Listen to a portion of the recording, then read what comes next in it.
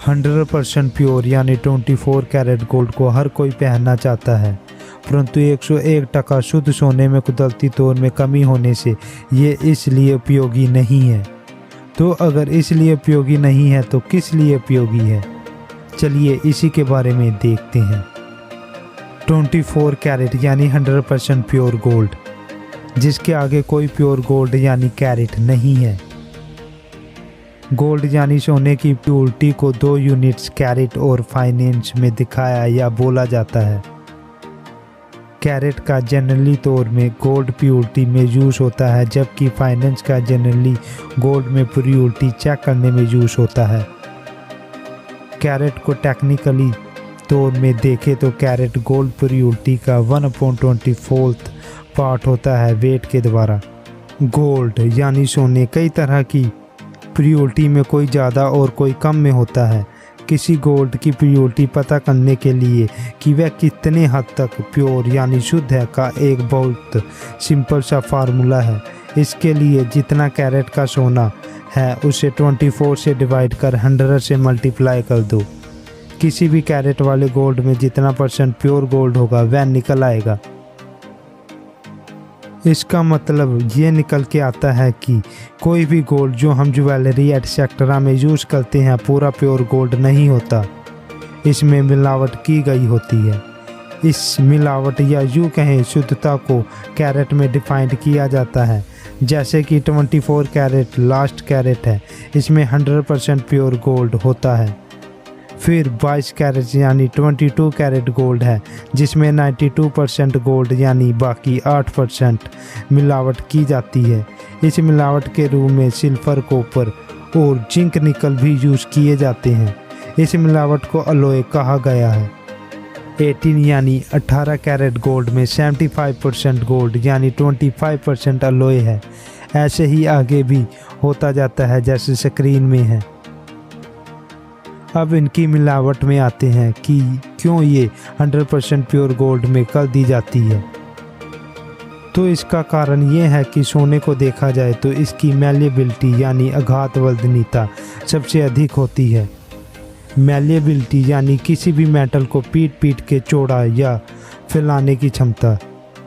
100% pure यानी 24 carat gold इतना नाजुक या सॉफ्ट होता है जिसे पकड़ने पर भी वह मुड़ता या टेढ़ा होता जाता है, जैसा कि हम किसी चिंगम जैसे पदार्थ में देखते हैं। इसी के सदका शुद्ध सोने का प्रयोग जवाहरात यानी ज्वेलरीज आदि में नहीं किया जाता।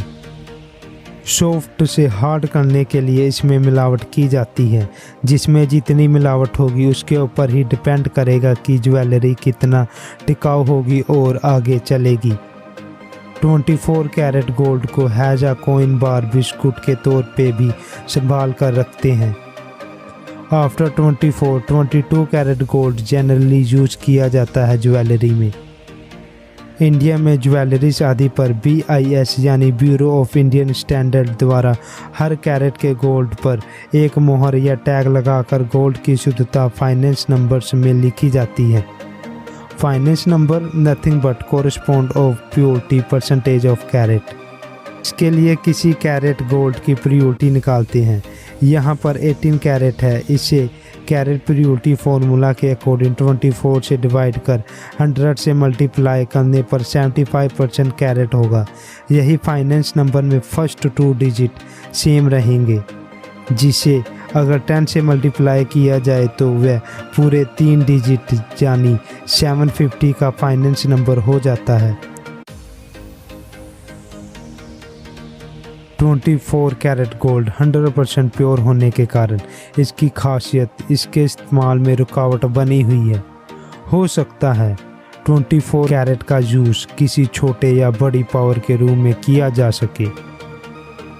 दूसरी ओर गोल्ड ज्वेलरी से बहुमूल्य होने के बावजूद एक ऐसा मेटल की ज्वेलरी एटसेट्रा है जो गोल्ड से भी अधिक कॉस्टली है, वह है प्लैटिनम। जी हाँ, हमने कई बार सुना कि प्लैटिनम ज्वेलरी से एटसेट्रा अधिक कॉस्टली होती है गोल्ड से। तो ऐसा प्लैटिनम के साथ इसलिए होता है, इसके लिए कई कारक जिम्मेदार हैं जो इसे रेयर मेटल बनाती है। पहले इसके पाने को देख लेते हैं। तो प्लैटिनम 160 टन एक साल में प्राप्त किया जाता है, जबकि गोल्ड 1500 टन। इसके मेल्टिंग या पिघलने का पॉइंट 3214 डिग्री फ़ारेनहाइट है, जो कि 1949 0 डिग्री फ़ारेनहाइट गोल्ड पॉइंट से बहुत ज़्यादा है। प्लैटिनम की डेंसिटी या इकट्ठा रहने की पावर बहुत ज़्यादा होती है, जिस कारण ये स्मॉल साइज कवर करता है। डेंसिटी के कारण इसका वजन गोल्ड की तुलना में 60% अधिक हो जाता है। प्लेटिनम को अगर सरलता से देखें तो ये कम मिलने से अलॉय इसमें यूज़ किया जाता है। अगर हम एक प्लेटिनम की बार्स ले जो कि सेम गोल्ड में भी ली जाती है, तो प्लेटिनम में 95% प्योर प्लेटिनम तथा 5% अलॉय होगा, जबकि ये गोल्ड में 14 कैरेट के बराबर होगा, जिसमें ओनली 58% ही प्योर गोल्ड हमें मिलेगा। तो फ्रेंड्स, आई होप ये वीडियो आपको पसंद आई होगी। तो वीडियो को लाइक कर देना और चैनल को सब्सक्राइब कर बेल आइकन को ऑन कर देना। Thank you for listening and watching.